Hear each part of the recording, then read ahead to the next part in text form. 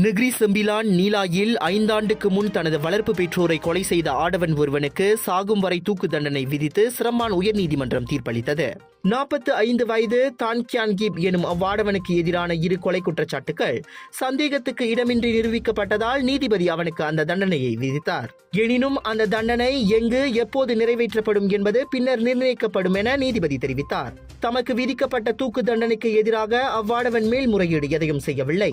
முன்னதாக 2019 ஆண்டு ஜூலை 24 தேதி நீலாய் தாமான் டேசா முல்லாத்தியில் தனது 67 வயது வளர்ப்பு தாயையும் 73 வயது வளர்ப்பு தந்தையையும் கத்தியால் குத்தி கொலை செய்ததாக அவன் குற்றச்சாட்டை எதிர்நோக்கி இருந்தான் என்பது குறிப்பிடத்தக்கது.